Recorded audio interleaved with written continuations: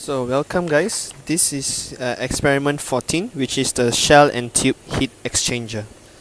So to begin with this experiment, we will first make a quick inspection of all the valve to make sure that it's all closed before we set up the experiment.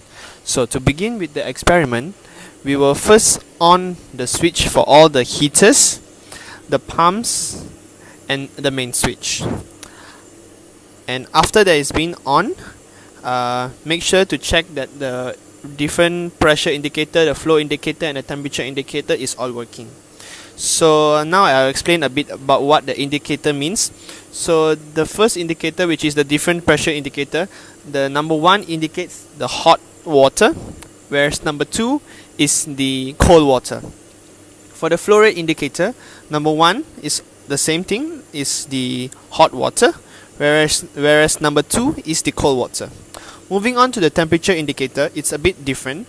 Number 1 indicates the temperature of the inlet of the hot water, whereas number 2 is the temperature of the inlet of the cold water, and number 3 is the temperature of the outlet of the hot water, whereas number 4 is the temperature of the outlet of the cold water. And next, there is this one part apparatus, which is the temperature controller, where you can actually manipulate the temperature of this reactor, where you actually press this button first, and then you can manipulate any temperatures that you desire. Okay.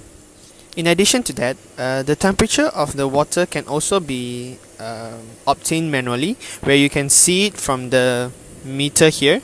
This is T1, this is T2, this is T3, and the final one is T4. So you must be wondering, how do we manipulate the flow rate? So to manipulate the flow rate for the cold water, we will move this valve here to manipulate the flow rate. Whereas to manipulate the flow rate of the hot water, we will use this valve. So basically, this experiment is broken down into 3 sub-experiments.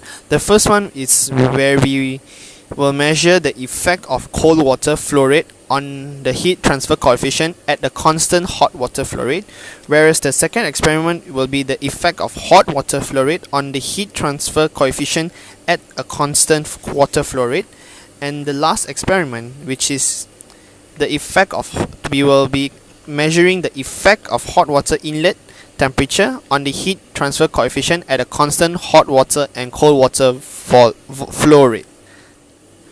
Now, for the experiment 14A is the effect of cold water flow rate on heat transfer coefficient at constant hot water flow rate. So, for our hot water flow rate, we will keep constant at 15 liter per minute, which is at T1. Then we will vary the flow rate of cold water that will be kept that will be recorded in the table, which is 5, 10, 15, 20 and 25 at the 2. Then we will record the temperature of inlet hot water at T1, inlet of cold water T2, outlet of hot water T3, outlet of cool water T4. Then we will record the difference pressure indicator, which is at T1, dP1 and dP2 is that. So for the next experiment, which is experiment 14B, the effect of hot water flow rate on heat transfer coefficient at constant cold water flow rate.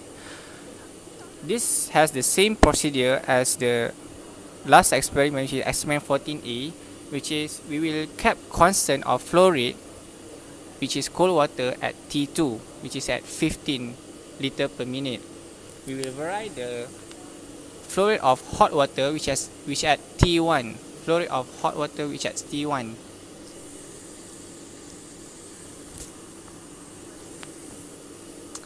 For the last experiment, which is experiment 14C, The effect of hot water inlet temperature on heat transfer coefficient and constant hot water and cold water flow rate. Okay, for this experiment, we will vary the temperature. So the temperature we choose is 50, 55, 60, 65, and 70 degrees Celsius. The hot water flow rate we will keep constant at 20, which is at T1, and the cold water flow rate we kept constant at 12 liter per minute, which is T2. So that's all for our experiment 14, which is shell and tube heat exchanger. Thank you.